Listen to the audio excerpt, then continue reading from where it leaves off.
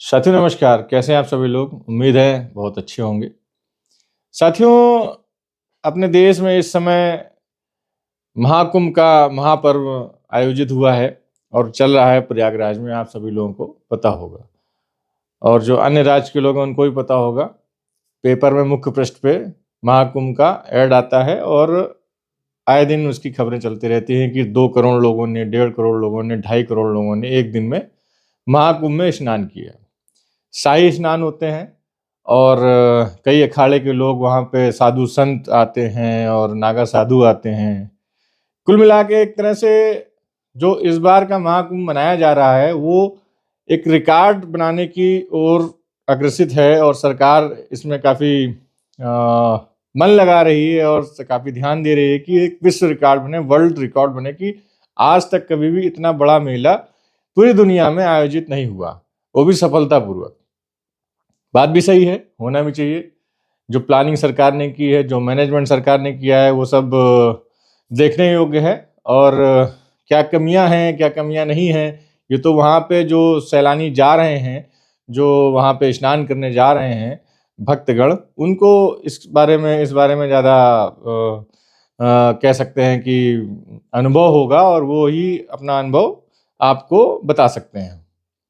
तो मैं ये कहना चाह रहा हूँ कि क्या ये महाकुंभ जो है इसमें किस चीज़ पे जोर दिया जा रहा है, ये ज़रा सोचने वाली बात है। जोर देने की बात जहाँ तक है, महाकुंभ का मतलब क्या है अपने सनातन धर्म में, अपने हिंदू रीति रिवाज में महाकुंभ का मतलब क्या होता है। और जैसा कि शंकराचार्य और साधु संत लोग बोलते रहते हैं कि सारे पाप कट जाएंगे, सारे पाप मिट जाएंगे, सारे पाप गंगा जी में धुल के बह के वॉश होके चले जाएंगे। तो मैंने एक शॉर्ट वीडियो बनाया था, मैंने ये भी कहा था कि अपनी सरकारों को जितने भी जेल में बंद कैदी हैं, जिन्होंने पाप किए हैं, जितने भी पापी लोग हैं, जैसे आसाराम बापू हैं, उनको भी संगम में डुबकी लगवा दीजिए। तो जो जो उन्होंने पाप किए हैं शायद वो पाप धुल जाएं और वो फिर से सत्संग चालू कर सकें। अब ये तो रही पापियों वाली बात। अब कहने को आता है कि राजनीतिकरण क्या होता है। देखिए, कुंभ है, एक त्योहार है और परंपरा चली आ रही है कई हजारों सालों से कि महाकुंभ है, अर्ध कुंभ है और कुंभ है। इसमें अखाड़े के लोग आते हैं स्नान करने और आम जनता पब्लिक जो होती है वो स्नान करने जाती है और अपना ध्यान व्यान करती है और जो सनातन धर्म के लिए जो अच्छा है वो पब्लिक करती है। मगर क्या आपने इस चीज़ के बारे में कभी सोचा कि इस बार के कुंभ मेले में या इसके पहले जो कुंभ मेला हुआ है उसमें क्या डिफरेंस रहा है, या राजनीतिकरण ज़्यादा हो रहा है, पब्लिसिटी सरकार की ज़्यादा हो रही है त्योहार की बजाय, कि कौन नहाने आएगा, कौन नहाने नहीं आएगा, पक्ष हो या विपक्ष हो, पक्ष का नेता नहाने जा रहा है, विपक्ष का नेता हरिद्वार में नहाने जा रहा है। आप लोगों को पता होगा अखिलेश यादव अभी कुछ दिन पहले हरिद्वार में डुबकी लगाने गए थे खिचड़ी के दिन, मकर संक्रांति के दिन। कुंभ में भी जा सकते थे वो, क्यों नहीं जाए, क्यों नहीं गए? क्योंकि वो उनकी पार्टी के खिलाफ था, उनकी राजनीति के खिलाफ था। कुल मिला के आजकल के जो हमारे नेता लोग हैं वो कहीं ना कहीं हर चीज में राजनीति देखते हैं, हर चीज में पॉलिटिक्स देखते हैं। हालांकि ये बात सत्य है कि संत जो होते हैं, जो साधु होते हैं, अगर वो राजनीति में आ जाएं तो देश का भला हो सकता है, एक नई क्रांति का जन्म हो सकता है। मगर ये अपने भारत देश में ऐसा कोई सोचता नहीं है। उत्तर प्रदेश में कुछ कुछ देखने को मिलता है योगी जी के द्वारा, क्योंकि वो संत भी हैं और राजनीतिक भी हैं, दोनों चीज़ें उन पे फिट बैठती हैं। तो कहीं ना कहीं वो क्रांति कितनी अकेले लेके आ पा रहे हैं या कितनी जनता के दिलों में अपनी जगह बना रहे हैं, वो तो आप सभी लोग इस चीज़ को महसूस कर सकते हैं।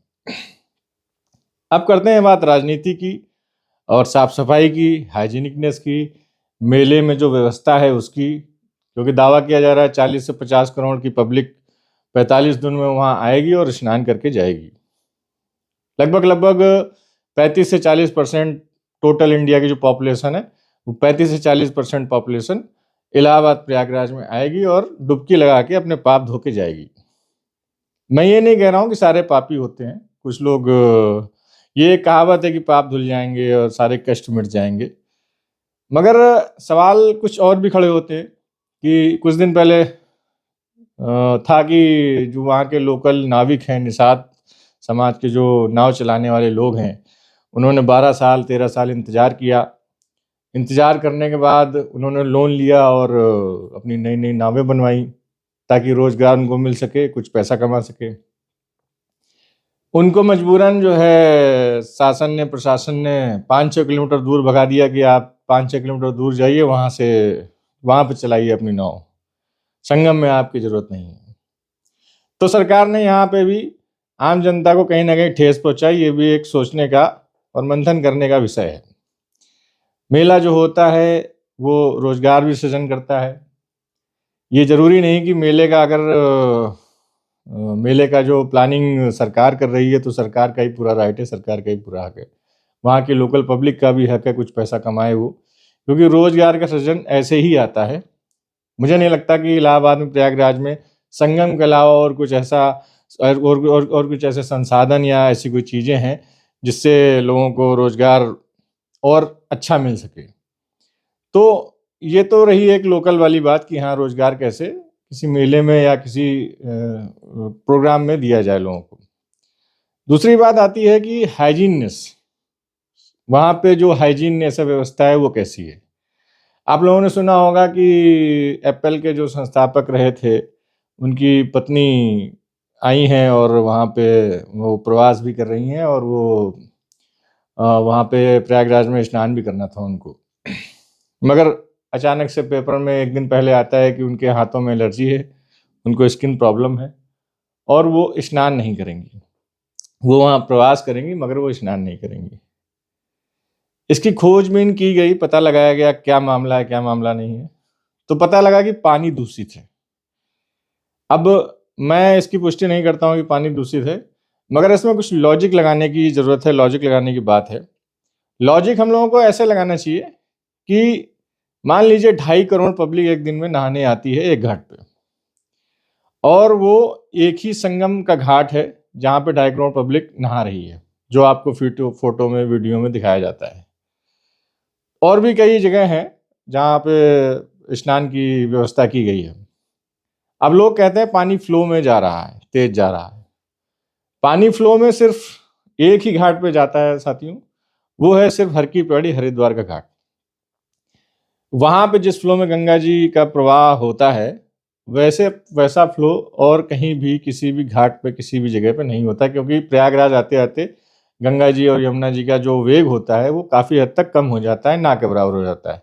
और ना के बराबर होना स्वाभाविक है, क्योंकि जगह जगह डैम भी बन गए हैं, पानी रोका गया है और पानी ज़रूरत के हिसाब से छोड़ा जाता है। और दूसरी बात यह है कि पानी का कलर वहाँ पे साफ साफ दिखता है, वीडियो में, फोटो में, पेपर में, हरा है। हरा पानी हाइजीन नहीं होता, ये सभी लोग जानते हैं, क्योंकि वो उसमें काई होती है, गंदगी होती है, बहुत सी चीज़ें होती हैं। लाखों करोड़ों वहाँ पे खर्चा किए गए हैं और वहाँ पे व्यवस्था की गई है टेंट सिटी की, कई होटल्स भी बनाए गए हैं वहाँ पे। वहाँ पे जो पब्लिक रह रही है, अखाड़े के जो लोग रह रहे हैं, उनका मल मूत्र कहाँ जाता है, सबसे बड़ा सवाल खड़ा होता है। होगा टॉयलेट, होगा कंपोस्ट टॉयलेट होगा, और वो कहीं ड्रेनेज नहीं होता होगा, उसके लिए टैंकर्स लगे होंगे। क्या लाखों करोड़ों की पब्लिक को रोकने के लिए क्या व्यवस्था वहाँ पे पर्याप्त की गई है? इसकी जांच होनी चाहिए कि नहीं होनी चाहिए? अगर होनी भी चाहिए, हम कह रहे हैं ये सब भी सही है, तो सवाल एक और खड़ा होता है कि जहाँ पे करोड़ों पब्लिक एक दिन में स्नान कर रही है, वहाँ पे अगर वो डुबकी लगा रही है तो पानी का फ्लो इतना तेज नहीं है, और पानी का फ्लो कहीं ना कहीं रुक जाता है। जब पब्लिक वहाँ इकट्ठा होती है, खड़ी होती है, तो पानी का फ्लो जब आपकी तरफ आना होता है वो डाइवर्ट हो जाता है, वो कहीं और से निकल जाता है। तो एक बात तो तय है, जिस घाट पे हम लोग नहा रहे हैं या पब्लिक नहा रही है जाके, वहाँ पे पानी स्थिर है, रुका हुआ है, और जो नहा रहे हैं, अपना मैल छुड़ा रहे हैं या अपने पाप धो रहे हैं, वो जरूर किसी न किसी के चिपक रहा है, जा रहा है। तो एक तो हाइजीन को लेके देखा जाए तो ये व्यवस्था कहीं ना कहीं सरकार की कमी रही है कि ये व्यवस्था उन्होंने ठीक से नहीं की है। हालांकि कोई एक्सीडेंट ना हो, कोई डूबे ना, इसके लिए उन्होंने पूरी फोर्स लगा रखी है, वाटर पुलिस लगा रखी है, पब्लिक लगा रखी है, काफ़ी लोग वहाँ वॉलंटियर्स भी लगे हुए हैं, काफ़ी देख रेख हो रही है, सुरक्षा का चौक चौबंद व्यवस्था की गई है। मैं मेले की बुराई नहीं कर रहा हूँ साथियों, मैं सिर्फ इतना बताना चाह रहा हूँ कि 45 दिन का जो ये समारोह हो रहा है, भव्य समारोह, इसमें कहीं कोई पब्लिक आए तो उसको कोई दिक्कत या तकलीफ होती है, तो ये सब देखने की ज़रूरत है। थोड़ा-सा शासन प्रशासन को इस पे ध्यान देने की आवश्यकता है। अब बात आती है बाबाओं की। इस बार आप लोगों ने देखा होगा, क्योंकि सोशल मीडिया आए दिन ट्रेंड पे चल रहा है। लास्ट जो महाकुंभ हुआ था उसमें तो सोशल मीडिया ना के बराबर था, 10-12 साल पहले था भी नहीं। अब आज की डेट में सोशल मीडिया इतना हावी हो गया है कि सिर्फ सोशल मीडिया ही एक न्यूज़ का आधार बन गया है। मैं भी एक सोशल मीडिया के थ्रू ही आपके पास अपनी बात रख रहा हूँ। तो आपने देखा होगा आईआईटी बाबा, मतलब आईआईटीएन बाबा, आईआईटी मद्रास के, और मॉडल साध्वी, और कई तरीके के हाथ उठे हुए बाबा, खड़े हुए बाबा, लेटे हुए बाबा, कांटे वाले बाबा, आग में लेटे हुए बाबा, मतलब कई प्रकार के बाबा हैं। एक तो रबड़ी वाले बाबा, कल मैंने देखा कि जो रबड़ी वाले बाबा हैं, वो सिर्फ रबड़ी ही बना के खिलाते हैं भक्तों को। तो बाबा अपने आप को कहना या कहलाना एक अलग बात है, और कैसे आप वायरल हो रहे हो वो करना एक अलग बात है। यहाँ कुछ ऐसे भी लोग हैं जो अपने आप को वायरल करने के लिए इस महाकुंभ का उपयोग कर रहे हैं। जैसे साध्वी हैं, एक बहुत ही ग्लैमर साध्वी हैं, वो आई हुई हैं, और वो आए दिन आपको स्क्रॉल करेंगे तो इंटरनेट पे आपको स्क्रॉल करते हुए मिल जाएंगी, और उन्होंने अपने इस प्रोजेक्ट को सक्सेसफुल कर भी लिया है और सफल बना भी लिया है। वो कुल मिला के एक सेलिब्रिटी हो भी गई हैं। तो ये भी एक कहीं ना कहीं वरदान ही है लोगों के लिए। लोग इसका उपयोग कर रहे हैं और इसको सही से इस्तेमाल कर रहे हैं।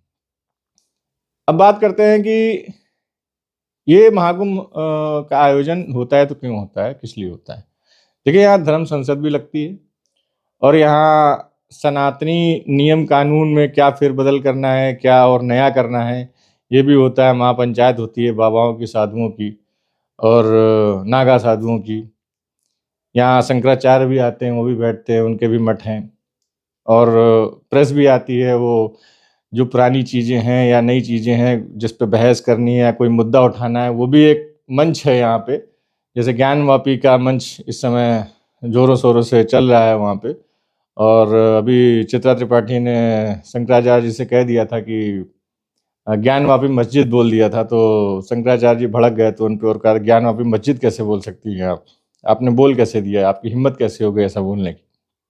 ज्ञानवापी मस्जिद नहीं है, ज्ञानवापी मंदिर है, और वो मंदिर हम पा के रहेंगे, ऐसा उनका बयान था चित्रा त्रिपाठी के सामने। और पत्रकार तो पत्रकार होता है साथियों, उसको इन सब चीज़ों को बुरा नहीं लगता है, कोई उसको झाड़े या डांटे उससे मतलब नहीं है। वो अगर किसी से सवाल कर रहा है, उसको बुरा लग रहा है, तो वो उसकी सक्सेस है। वो उसने सफलतापूर्वक वो सवाल उस पर दाग दिया है ताकि वो भड़के और वो ऐसी बात करे। तो चित्रा त्रिपाठी इसमें सक्सेस भी हुई, और मोदी और शंकराचार्य की जो जुगलबंदी है वो भी, उन्होंने काफ़ी 5-10 मिनट का वीडियो था वो भी चला। तो कुल मिला के इसमें ये जो मेला है, इस मेले में सरकारी तंत्र, सरकार, सत्ता, जो इसमें सत्ता में काबिज है, उसको कहीं ना कहीं से फ़ायदा मिलना चाहिए, ये देखा गया है। और आज की डेट में जितने भी त्यौहार या जो भी धार्मिक स्थल या धार्मिक चीज़ें हैं, उसमें सिर्फ और सिर्फ राजनीति हावी है और कुछ नहीं हावी है। विपक्ष इसकी कहीं ना कहीं काट देखता है, और पक्ष इसको कहीं ना कहीं पॉजिटिव वे में लेके जाता है। देखिए, हजारों करोड़ों का खर्चा प्रयागराज में किया गया है। अब देखना यह है कि इसका आने वाले समय पे क्या पॉजिटिव रिस्पांस मिलता है, क्या सक्रिय प्रभाव पड़ता है अपनी आम जनता पे। हालांकि राजनीति तो हर पार्टी करती है जो सत्ता में रहती है, और मौके का फायदा हर कोई उठाता है।